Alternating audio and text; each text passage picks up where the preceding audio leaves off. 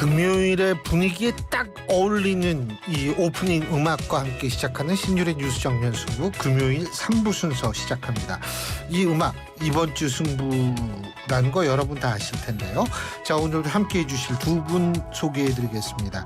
먼저 휴먼앤데이터의 이은영 소장이십니다. 안녕하십니까? 네, 안녕하세요. 이은영입니다. 예, 인사이드K의 배종찬 연구소장이십니다. 안녕하세요. 안녕하십니까. 축구도사 배종찬입니다. 축구 얘기하려고. 안 할 수 없잖아요. 잘했어요. 축구 얘기해야죠. 네, 네네. 너무 잘해요. 아니 저는 이 젖잘싸라는 단어를 사실 별로 안 좋아해요. 네. 정치권이 하도 이 젖잘싸를 스스로 막 젖잘싸 막 이러니까 네. 막 당혹스러운 이미지를 갖고 있는데 근데 오늘 이 축구 예. 근데 그 얘기를 하면 안 되고 우리 배 소장님 오늘 승자가 뭐예요? U20 축구입니다. 제가 이거 막 나올 뻔했어요. 아니 근데 제가 오늘 경기 끝나기도 전에 저는 U20 우리 축구팀을 승자로 결정을 했어요. 경기 결과 상관없이. 그거 봤어요? 봤죠. 에이, 아니, 그 새벽에 요약본 봤어요? 보셨죠? 요약본. 손에 땀이 나는 게 아니라 발에 땀이 났어요. 발바닥에서 땀이 나면서 그래서 제가 발에서 땀이 났다 그러니까 어떤 사람이 곰 발바닥이냐고. 네. 근데 저는 이게 세 가지 차원에서 정말 대단했다. 왜 그러냐면은 일단 이게 첫 번째 이유는 무슨 말씀이냐면은 이게 정말 아르헨티나라고 하지만 지금 아르헨티나에서 지금 이탈리아하고 우리가 맞붙은 것이거든요. 사실 홈 경기예요. 이탈리아가. 그거 아세요? 이게 축구 해설위원들이 우루과이를 설명하면서 우루과이가 아르헨티나에서 가까운 나라니까 우루과이가 사실 홈 경기 같다. 뭐 이런 얘기 하잖아요. 그죠? 아니에요. 이게 아르헨티나가 남미 국가 중에서 이탈리아 이민자들이 엄청나게 많은 나라가 아르헨티나예요. 프론토 메시가 아시죠? 축구의 신 메시가 바로 이탈리아계입니다. 그리고 아르헨티나 출신의 라브레타 뿌또 라케파파 이 프란치스코 교황이 이탈리아계예요. 맞아. 까피토. 1980년대 1800년대 후반에 이탈리아가 정말 가물고 뭐 여러 가지 나라 사정이 엉망이었어요. 그래서 수많은 사람들이 이탈리아 중부부터 시작해서 그 머나먼 이 바다를 건너서 대서양을 건너서 아르헨티나로 갑니다. 이 탱고죠. 그래서 오늘 갈 길 먼데 또 이렇게 까피토. 도입이 기네요 또. 그라시아스. 그래서 저 탱고 춤을 추면서 네. 이 아르헨티나로 가죠. 우리가 왜 그 엄마 찾아서 한 말 아득한 바다 건 그 마르코가 엄마를 찾아가는 곳이 이탈리아에서 맞나? 아르헨티나를 맞아요. 찾아가요. 아르헨티나를 찾아가요. 네. 전 찬찬찬인 줄 알았어요. 가득 찬 그라스 이거인데 이게 집중해 주시고 오늘 우리 임시 대타 맡은 우리 김 PD가 이 산만한 거 싫어하는 PD예요. 네. 그래서 이런 상황에서 이 한국 팀이 사실 전반전을 1대1로 끝냈고 두 번째 제가 말씀드리려는 건 뭐냐면 이게 홈 경기다. 두 번째는 뭐냐면 정말 이탈리아 선수들이 지저분한 경기를 했어요. 그거 맞는 모양이더라고요. 오늘 완전히 막 잡아당기고 심판이 막 약간 그냥 편파적이었어요. 그 심판 문제가 YTN에도 나왔어요. 그러니까요. 네. 그러니까 왜냐하면 2002년에 또띠를 보는 것 같아요. 또띠. 2002년에 또띠라는 이탈리아 선수가 진짜 이게 폭력이나 다름없었어요. 그럴 정도로 오늘도 이탈리아 정말 심하네. 나 더 이상 이제 스파게티 안 먹어 이럴 정도로 피자 안 먹어 할 정도로 기분이 상했는데 그리고 이제 전반 초반에 우리 골키퍼 우리 선수가 조금 당황을 했었어요. 그런데 경기 끝까지 차분하게 이 경기를 운영하는 우리 골키퍼의 안정감 이 세 가지의 악재 조건 속에서도 1대2 같다. 잘했어. 이겼어. 사실 이긴 거예요. 네. 그런 얘기 있더라고요. 네. 뭐냐면 이 이 판정과 계속 싸우면서 올라왔다 그렇죠. 우리나라. 예. 근데 저는 참 이게 억울한 게 뭐냐면 지금 대한민국에 있어서의 위상이 세계에서 6위 정도 되는데 그렇죠. 그런데 이렇게 편파 판정을 아직도 하고 있다라는 이게 그 축구 쪽 사람들은 잘 몰라요 그런가? 이게 여전히 영국의 프리미어리그에서도 눈을 찢는 그런 신용을 하고 있는 경우가 맞아요, 있고 맞아요. 네. 지금도 계속 또 좀 그렇게 보면 안 되겠는데 음모론이 나와요. 지금 우루과이가 이스라엘을 1대0으로 이기고 또 올라갔거든요. 그러니까 이제 남미의 축구 축제를 만들면서 결과적으로는 결승전을 우루과이와 이탈리아로 만들었다. 이것도 상당히 좀 찜찜해요. 어쨌든 축구가 네. 상당히 전쟁과 같은 경기잖아요. 저는 스포츠잖아요. 우루과이 그러면 우루과이 라운드 이거 자꾸 생각나가지고 좀 자꾸 옆으로 빠지시죠. 죄송합니다. 예, 이거 지적 들어와요. 네, 알겠습니다. 아니 뭐 저는 늦게 온 사람이 그러니까 저는 축갈못이어가지고 근데 전 하이라이트로 봤는데 어쨌든 이제 먼저 골은 먹었지만 그 다음에 골 넣는 게 굉장히 안정적이었고 그리고 이게 아무래도 U20이잖아요. 근데 U20이니까 이게 MZ 세대 선수들이다 보니까 좀 인지도가 아직은 없어요. 그래서 이번에 좀 저는 좀 관심을 많이 갖진 못했지만 어쨌든 이 김은중 감독의 이 그 세트 플레이라든지 그 우리나라 맨날 그 고전 거기 항상 지적되었던 문전에서의 그 미숙함 이런 것들은 많이 문전 좀 처리. 예, 문전 처리 미숙함 이런 건 정말 많이 좋아진 것 아니 이게 같아요. 김은중 감독이 대단한 것이 사실 이동국 선수와도 그 어깨를 나란히 했던 정말 대단한 선수였는데 근데 그 감독님이 이 한쪽 눈이 시력이 안 좋았어요. 네, 그거 시력이 아시네요. 그래서 네, 한쪽 눈이 대전 시티즌에서도 뛰었어요. 그래서 이 김은중 선수가 한때는 정말 전도 그 유망한 선수고 실제로도 또 대단해서 국가대표로도 발탁돼서 뛰었었는데 그런 아픔을 겪으면서 사실은 언제 사라졌었나 했었는데 이렇게 U20 국가대표팀을 맡으면서 선수들을 키워냈고 이번에 정말 전체 경기에서도 최고의 골로 꼽힐 만한 게 배준호 선수예요. 배준호 선수가 지금 선수들 중에서는 유일하게 프로팀에서 주전으로 뛰고 있거든요. 정말 대단하지 않았습니까? 나이지리아 경기에서인가요? 그 골을 보면서 이렇게 선수들을 키워냈구나. 김은정 선수에게는 저는 지난번에 WBC 우리 선수들 술 먹고 뭐 하는 짓입니까?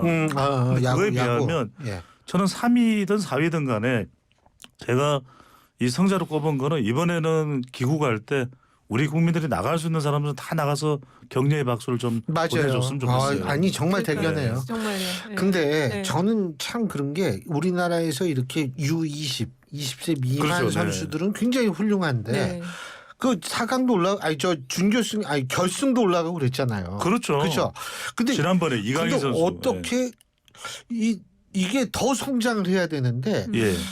왜 우리나라 축구 국가대표팀은 좀 성적이 그렇게 뛰어나지 못할까? 그게- 지난번에 물론 그 뭐죠? 네. 저 16강 올라갔어. 우리가 월드컵 때 그렇죠. 카타르 월드컵 때 16강을 16강 냈었죠. 갔죠. 지난해. 뭐 그렇게 하지만 좀 더 잘할 수 있지 않을까? 왜냐면 8강 가고 막 4강 가고 이런데 여기는 그 20세 축협 이하는 때문에 그렇다는 얘기가 많아요. 그냥 내비두면 잘하는데 축협은 뭐 축협. 축산업협동조합 아닌가요? 예. 축협. 우유값이 올랐어요. 수협 그럼 수산업협동조합 이건데. 지금 사료값이 올랐다니까요. 그래요? 예. 자 오늘 여러분 더우시니까 저희가 좀 시원하게 해드리려고 이렇게 얘기를 하고 있습니다. 예. 근데 어쨌든 그리고 참 이은영 소장님은 네, 저는 승자를요 싱하이밍 주한 중국 대사를 꼽았어요.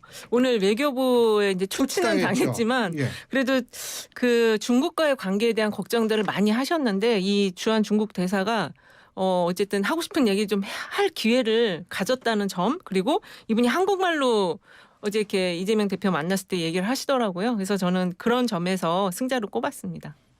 좀 관심을 가져줘야 될 분이거든요, 이분은. 아니 근데 저는 이게 중국 대사가 이 특정 국가에 가 있는 이 대사가 중국을 사실 대표하는 목소리를 내는 거 아니겠습니까? 근데 정치적 발언을 하는 것은 별로 바람직하지 않은 것이죠. 더군다나 싱하이밍 대사가 한 15분간 정도인가요? 네. 정말 작정하고 윤석열 정부를 비판했다. 저는 이제 뭐 중국이 뭔가 피해를 입었던 그런 사례가 있다면 모르겠는데 그게 아니라 약간 국내 정치와 관련해서 발언을 하는 듯한 인상까지 준다는 것은 결코 좀 바람직하지 않지 않았나. 그것도 지금 이재명 대표를 만난 거잖아요, 그죠? 만나지 않았습니까? 한동훈 장관도 만나고 싶어 했는데 안 만났고 안 네. 만나줬고 김기현 대표도 밀었고 그래서 근데 그게 네. 저는 사실 이 부분에 있어서 우리가 좀 정리를 할 필요가 있는데 네. 첫째 네. 이번에 만남이 공식적인 자리인지 비공식적인 자리인지를 일단은 좀 구분을 해야 될 것 같아요.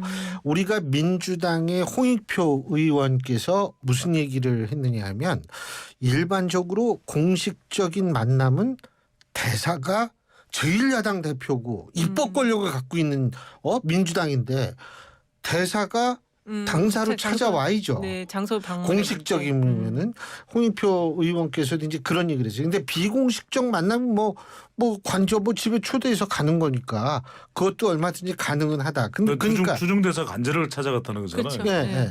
관저에서 만나가지고 지금 그 얘기를 한 거 아니 아니에요? 근데 이게 지금 그런 형식적인 게 중요한 게 축구를 너무 열심히 봤어. 네, 제가 볼 때. 제가 말씀드린 게 그 부분도 좀 조금 충격적이에요. 왜냐하면 한동훈 장관도 관제에서 만나자 그러는데 그걸 거절했다 그러거든요. 아니, 그러니까 맞아요. 그게 네. 지금 문제가 형식적인 게 중요한 게 아니고 이게 최근에 그러니까 여론조사가 있어요. 5월달에 여론조사 공정위 데일리하고 한 건데 우리나라가 외교 안보에서 가장 중점돼야 될 국가가 어디냐? 1위가 미국이거든요. 45.8%인데 2위가 중국이에요. 25.2%. 그러니까 우리나라 국민들은 미국, 중국, 그 다음이 북한이에요. 9.6%, 그 다음 일본 4.7%인데 지금 중국과의 관계가 이렇게 너무 소원해지는 거에 대한 걱정이 엄청 많거든요. 근데 그 형식적인 걸 파괴하고 어쨌든 정부가 지금 등한시하거나 소홀히 하는 이 중국과의 관계에 대해서 뭔가 대화의 물꼬를 텄다라는 점에서 저는 이 싱하이밍 중국 대사를 승자로 꼽은 거죠. 아니 그런데 이건 전혀 저는 뭔가 좀 이렇게 이 보편타당하게 잘 이해가 안 되는 것이 그 여론조사에서 중국과의 관계가 중요하다는 것과 야당의 국회 다수당의 대표가 중국 대사를 관저로 찾아가서 우리 윤석열 정부에 찾아간 거는 아니고 초청을 해서 간 거죠. 아니, 그거 찾아간 거하고는 다르죠. 아니 그러니까 초청을 받아서도 간 거죠. 간 거잖아요. 안 간 건 아니지 네, 않습니까? 네. 그래서 그러니까 참고로 어제 김기현 대표는 일본 대사를 대사 만났거든요. 만났죠. 네. 근데 김기현 대표가 일본 대사를 만나는 장소는 국회였습니다. 그 당대표 그쪽이었었거든요. 원래는 사실은 중국의 이 싱하이밍 대사가 국장급으로 알고 있어요. 네. 국장급. 그러니까 이분이 이제 중국 외교부에 들어가서 그 다음에 그 부대사를 쭉 하다가 몽골 대사를 했다가 우리나라 대사로 온 사람인데 이 사람이 이제 사립원 농업대학의 학사 출신인가 그렇습니다. 그러니까 우리나라 말을 잘해요. 되나요? 프로필까지 우리가 아니 그건 아니지만 국장급이라는 거죠. 급이 좀 낮다라는 말씀이시죠? 급이 아니 그건 우리나라에 보내는 중국 대사는 대부분 다 국장급인 걸로 알고 있어요. 근데 이제 북한은 급이 높아요. 우리보다. 중국에서 이제 보낼 때는. 근데 일본은 국장급보다는 높은 쪽에서 이제 오죠. 근데 어쨌든 국장급이든 아니든 이게 제1야당 대표는 사실은 찾아와야죠. 근데 일단은 근데 지금, 잠깐만요. 네. 공정 여론조사 말씀하셔가지고 2024년 5월 1일부터 2일까지 1,003명을 대상으로 휴대전화 자동응답 조사였고요. 응답률은 3.1%포인트고요. 자세한 것은 중앙선거 여론조사 심의위원회 홈페이지를 참조하시면 됩니다. 잠깐만 제가 확인하고 싶은 건데 이제 이건 뭐 우리가 비판과 논평의 차원을 떠나서 김기현 대표는 주한 일본 대사의 관제를 찾아가서 만난 건가요? 아니.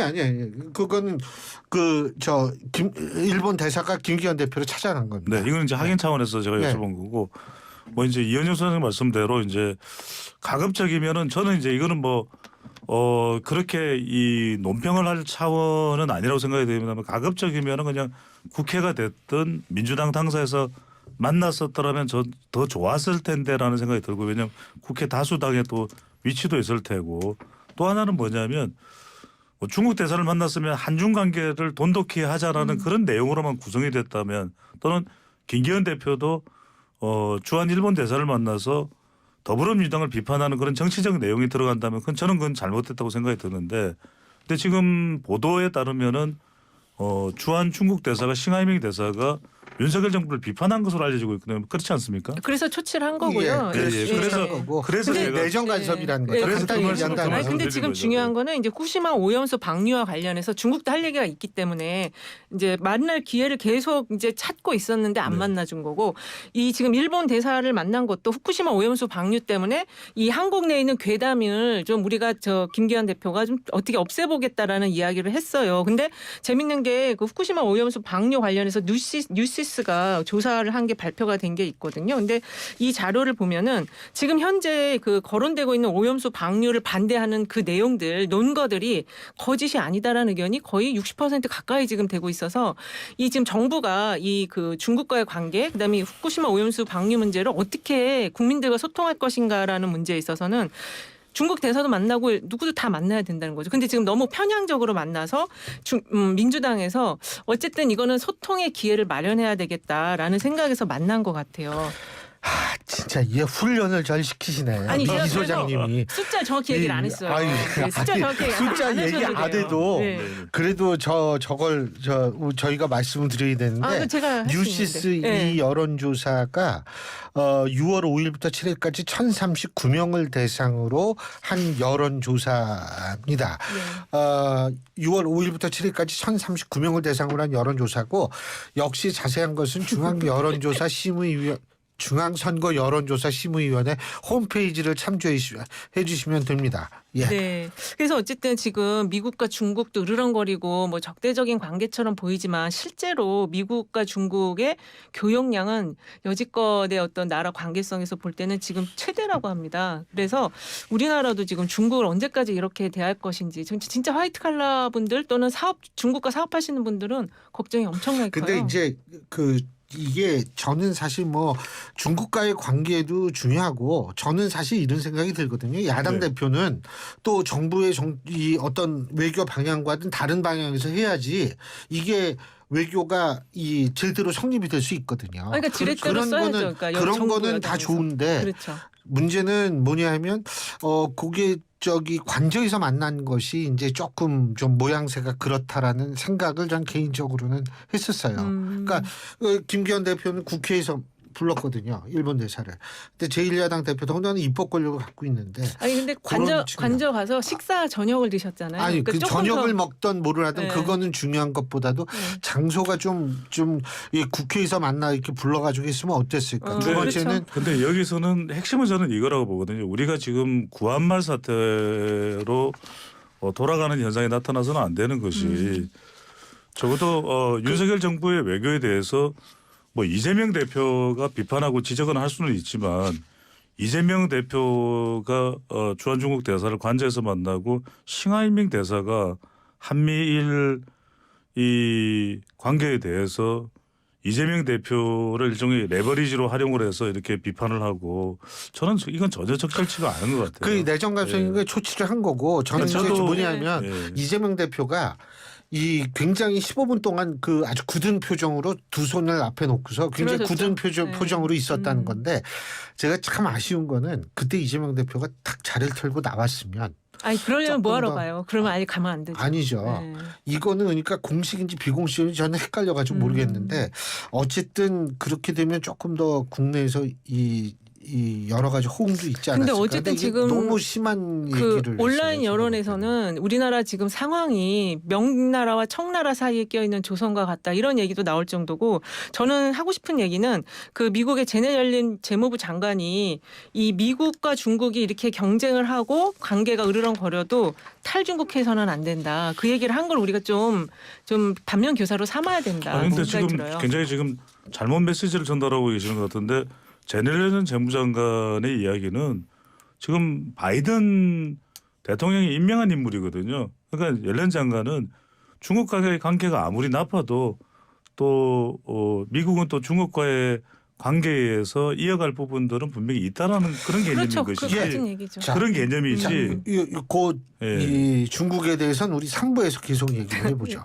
예, 와이트 라디오가 보내드리는 신율의 뉴스 정면 승부 4부 시작합니다. 지금 3부에 이어서 두 분 함께하고 계신데요. 인사이트 K의 배종찬 연구소장, 휴먼앤데이터의 이은영 소장 두 분과 함께하고 있습니다.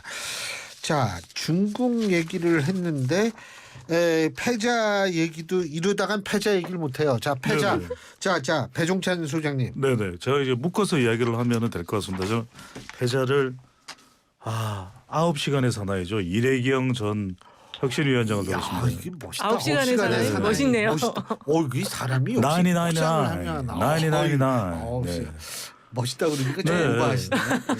이재명 대표가 요 몇 주 새 저는 굉장히 곤혹스러운 일이 많은데 그게 지금 싱하이밍 주중 대사도 있고 이래경 전 위원장도 겹쳐 있다 이런 생각이 듭니다. 그러니까 지금 우리가 낄낄 빠빠가 있지 않습니까? 낄 때 끼고 빠질 때 빠진다. 젊은 세대들의 용어인데 예. 지금 이재명 대표에게 가장 필요한 게 칠칠 빠빠. 칠 때는 치고 빠질 때는 빠지자. 그러니까 뭐 후쿠시마 오염수라든지 뭐 집회 시위나 또는 관련 법안이라든지 국회에서 그럴 때는 다수당 대표로서의 목소리를 내야 되겠지만 아니어야 되는 것을 굳이 목소리를 내거나 모습을 드러낼 또는 의지를 세울 이유가 있을까? 왜냐하면 싱하이밍 대사도 지금 뭐 오늘 터진 일 아닙니까? 그럼 이것도 분명히 좋지. 예. 예, 엄청난 또 논란이 있을 테고 있을 것으로 예상이 되고 그리고 또 하나는 뭐냐면 이거 지금 이래경 전 혁신위원장 같은 경우에는 9시간인데 지금 전 위원장입니다. 그런데 다른 백년재단 이사장 출신으로 뭐 이전의 이력들이 너무 묘연해요. 그런데 이력보다도 더 묘연한 것은 이 SNS상에서 천안함 자폭이다 또는 푸틴을 두둔한 이야기 또 코로나는 미국발이다. 이걸 다 어떻게 감당해야 되는 거죠? 아마 이현영 소장님도 방어가 안 될 거예요. 지금 뭐 네. 아예 표정 보세요. 지금 울려 그러잖아요. 아예 지금 유튜브로 지금 빨리 들어오세요. 유튜브로 들어오시면 아예 휴대폰에 코를 묶고 계세요. 이걸 내가 어떻게 방어를 해야 되나? 아 이제 그분은 이제 잘렸으니까 더 이상 방어할 필요가 없죠. 아니, 아니 그러니까 지금 이게 민주당 쪽에 관여되시는 분들은 엄청 난감한 거예요. 이게 우리가 무슨 죄냐 도대체. 아니, 근데 일단은 아셨어요? 아 저도 몰랐고요. 예. 이름 못 들어보셨죠? 기업가라는 것만 프로필만 봤어요. 예. 네. 아니 그래서 5일날 임명하고 5일날 사퇴했잖아요. 예. 그래서 이게 징검다리 연주입니다. 그래서 6일날 휴가 갔다 오신 분들은 가까운데 해외여행 갔다 오신 분들은 뭔 일이 있었나 이런. 뭐야 또 무슨 일인데 난리가 났어요. 무슨 일인데. 혁신위원장이 근데 더군다나 6일이 현충일이었잖아요. 네. 그런데 이제 천안함 관련 발언 이분은 아직도 원인 불명이라는 입장을 변하지 않고 바꾸지 않고 계신데, 그러니까 이게 참 이재명 윤석열 대통령이 검찰총장일 때 CIA 국장을 만났다는 거잖아요. 이분이 그 주장도 하고 있잖아요. 그 다음엔 FBI 국장을 비밀리에 만났다는 칼럼을 그 링크를 시킨 모양이에요. 아니 개인이 어떻게 이제 그런 걸 어떻게 알 수 있겠어요? 아니 그 뭐 모르겠어요. 저 네. 근데 이제 아니 FBI 국장은 만날 수 있어요. 검찰총장이 FBI 수사 그 담당이니까. 한동훈 장관도 만났잖아요. 예, 예. 아니 뭐 그래서 제발 근거라도 좀 이야기를 했으면 좋겠어요. 그러니까 이게 항상 뭐 비밀리에 왔다. 근데 FBI 국장은 나오던데 비밀이 그러니까 아닌데. 이제 이분이 FBI 공인이 이제 아니기 때문에 유튜브 같은 데서 그런 이제 음모론 같은 게 많이 무슨 돌잖아요. 칼럼을 링크를 했다는 얘기가 있는데 모르겠어요. 근데 참. 근데 더불어민주당의 뭐 의원인가 하는 분은 그랬어요. 이분이 훌륭한 게 운동권 출신인데 사업을 했기 때문에 훌륭하다 그랬어요. 아니 그게 아니고 그 퇴직금에 전액을 다 재단을 만들어서 기부를 한 것 때문에 훌륭하다고. 본인이 사업을 했는데 뭔 퇴직금이. 그 나중에 이제 그 대표이사도 돈을 받잖아요. 아, 그거 그게 아마 그 법인이 그 함독 학작 법인인가 그랬던 거 같아요. 그 다른 백년재단도 기부를 많이 받고 있어요. 그러니까 어쨌든 이제 네. 그것도 못한 사람이 천지예요. 그 정도 네. 했다라는 걸로 평가를 받는 것 같고 이 지금 혁신위원장과 관련해서 그 소통의 문제 그리고 검증의 문제는 분명히 민주당에 있는데요. 근데 어쨌든 그 혁신위를 5명 정도 후보군이 있었다고 하더라고요. 그래서 조금 더 의견을 청취하고 이게 특히 이제 그 검증의 문제가 너무 지금 이번에 취약한 게 드러났다. 이거는 좀 보완해야 될 사항인 것 같아요. 근데 검증의 차원으로 떠나서 여기 있는 뭐 저나 아니면은 진행자인 신율 교수나 이은영 소장도 한 번만 검색을 해보면 이래경이라는 이름으로 SNS의 내용이 확인되잖아요. 그런데 사퇴하고 난 뒤에 이 국회에서 기자의 질문에 대해서 이재명 대표가 몰랐다라고 그랬잖아요. 이걸 어떻게 해석을 해야 되죠? 그러니까 밑에서 해서 올려가지고 그러니까 두 장만 이게 찍으셨나요? 저는 뭐라고 생각하냐면 어. 굉장히 급했어요. 그전 네. 그런 것 같아요. 굉장히 급했어요. 그 급한 이유에 대해서 저는 궁금해요. 사실. 그러니까요. 네. 왜 이렇게 급했을까? 그냥 저의 개인적인 추측에 의하면 이제 당내 상황이 좀 급변하는 흐름으로 가는 것 같긴 해요. 왜냐하면은 그 이낙연 대표가 전 대표가 6월 들어오시면 20 며칠 날 오시죠? 네, 지금 신당 창당한다는 소리 당 주변에 쫙 퍼져 있어가지고 그렇게 되면은 당이 여러 가지로 그렇지 않아도 어려운데 그래서 뭔가 이 좀 결집을 더 강화하는 흐름을 가져갈 필요가 있다 이런 분위기 속에서 이렇게 좀 급하게 결정이 이루어진 것이 아닌가 그런 개인적인 뭐 하여간 추측이에요. 뭔가 급했어요. 네. 뭔가 급했기 때문에 이거 빨리 어떻게 해야 된다라는 생각을 한 것 같은데 저기 이 소장님은 저는 이동관 특보를 꼽았는데요. 이동관 특보 뭐 어제 오늘 많이 다뤄지고 있어서 특별히 이제 제가 지적하고 싶은 거는 그 지금 대통령 지지율과 당 지지율이 최근에 나온 어제 오늘 나온 거 쫙 다 살펴보면은 다 두 개다가 같이 다 하락을 했어요. 특히 이제 연합뉴스가 연합뉴스 TV에 의뢰해서 3일에서 4일 그 매트릭스 회사에 의뢰해서 3일에서 4일 조사한 결과에 따르면 대통령 지지율이 36.3%로 몇 명도 말씀해 이게 주셔야 돼요. 1000명 조사했을 1000명이요. 거예요. 예. 그래서 자세한 내용은 중앙선관위 여심위를 살펴보시면 되는데요. 36.3%가 나왔고 부정평가가 58.5% 그리고 정당 지지도가 국민의힘이 34.1% 지난 조사 대비 2.5%포인트 하락했고 민주당이 35%로 지난 조사 대비 4.8%포인트 상승을 했어요. 그런데 다른 ARS나 뭐 이렇게 조사들 쭉 보면은 그 MBS 조사는 그 정당 지지도가 차이는 나지만 그래도 지난 조사 대비 7%에서 5%로 격차가 좁혀지는 흐름이 나오고 이래서 지금 최근에 대통령 지지율이 좀 반등의 모멘텀을 가져가는 것이 아니냐 이런 얘기들이 많이 있었는데 이 지금 이동관 특보 관련한 내용과 그다음에 후쿠시마 오염수 문제 그다음에 그 오발령 문제 이런 것들이 다 복합적으로 이루어지면서 대통령 지지율과 여당의 지지율이 지금 하락을 하고 있다. 이 부분을 전 좀 지적을 하고 싶어서 이동관 특보를 패자로 꼽았습니다. 그러니까 그게 그 지지율 하락이 결국은 이동관 특보 때문이다 이렇게 보시는 거죠? 부분도 하나의 이제 지금 중요한 이슈로 그 여론에 영향을 미치는 이슈고 제일 큰 건 역시 후쿠시마 오염수 문제죠. 자, NBS 조사는 6월 5일부터 7일까지 네. 이 만 18세 이상 1000명을 대상으로 조사한 거고요. NBS라는 거는 전국 지표 조사인데요. 그렇죠. 네. 엔브레인 퍼블릭, K-스테이트 리서치, 코리아 리서치, 한국 리서치 이 네 개 기관 중에 두 군데가 번갈아 가면서 그렇죠. 2주마다 하는 네. 거죠. 그렇습니다. 네. 아유, 근데 힘들다. 리서치 네. 발음이 상당히 좋으십니다. 네. 그래요? 네. 좋은데요? 아니 네네. 근데 그러니까 지금 동의하세요? 여론조사에는 시점상으로 본다면은 뭐 이동관 특보보다는 후쿠시마 관련 내용이 더 많이 이제 부정적인 내용으로 포함이 됐다면 더 많이 포함됐다고 봐야 되겠죠. 근데 일단 이동관 특보는 뭐 철저한 검증이 필요하다고 봅니다. 그런데 이제 우선적으로는 공식적으로 발표된 것이 아니라 내정설이죠. 그렇죠. 내정설이기 때문에 다음 주 월요일입니다. 다음 주 월요일이 아주 이제 핫한 날인데 12일 날 체포동의안. 그렇죠. 이 체포 동의안도 있습니다만 이 방통 이 전 위원장의 가처분 한상혁 전 방송통신위원장에 대한 가처분 신청에 대한 법원 판결이 나오거든요. 그러니까 이 판결의 여부에 따라 수용 가처분 인용이나 기각 여부에 따라서 또 상황이 달라질 수도 있는 것이고요.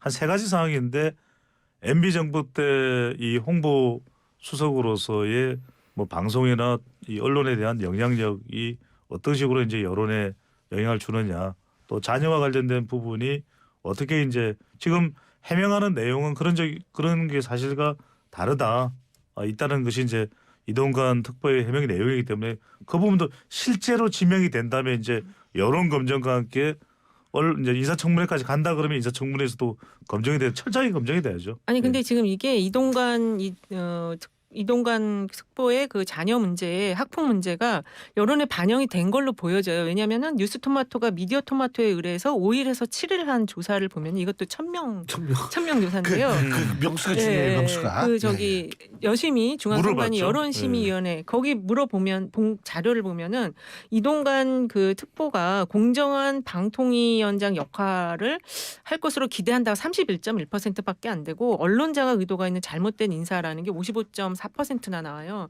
특히 40대에서 잘못된 인사라는 게 72.8%나 나오는 거는 언론을 위한 어떤 그 수장으로서의 역할뿐만 아니라 이동관 그 자녀 문제까지 같이 바라보고 있다라는 생각이 들고 지금 이동관 말씀 도중에 죄송한데 그 조사를 저도 같이 다른 방송에서 분석한 적인데 자녀를 직접 물어보지는 않았어요. 아니 어쨌든 근데 이미 질문을. 국민들 네. 인식에는 이동관 학폭 이게 지금 연관어로 연결되어 있는 상황이고 직접 물어보지는 않았어요. 그렇습니다. 네. 근데 그 반영이 그렇게 40대가 이렇게 높게 잘못된 인사라고 하는 거는 저는 자녀 학폭이 연관되어 있다라고 이 학령기 부모들이거든요. 40대가. 일단 좀 추정일 것 같고요. 왜냐하면 미디어 토마토 조사는 40대는 상당히 윤석열 정부 관련된 사안에서는 부정적으로 나오고 뭐 딴 조사에서도 그렇게 네. 나오는 경우가 많으니까. 네네. 그리고 근데 예, 말씀하세요. 한 말씀만 더 드리면 지금 이 이동관 특보가 이게 지금 자기 입장문을 발표를 했는데 그 입장문의 내용이 그 피해자는 그 당시도 문제 삼지 않았고 지금도 친하게 지낸다.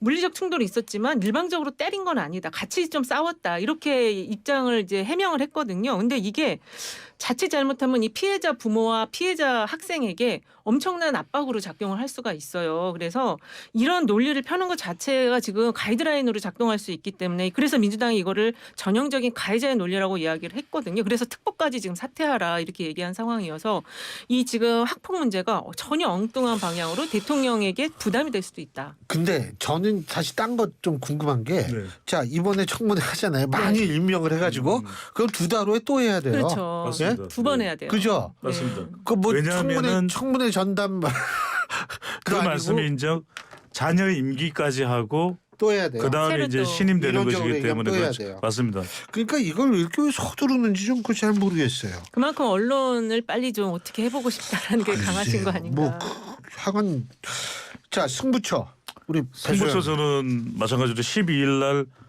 방금 전에 이제 이동관 특보 이야기를 했기 때문에 굳이 이거는 이제 추가적으로 할 필요가 없는 게 이제 한상혁 전 방송통신위원장과 관련된 이제 법원 가처분 신청 판결이 있고요.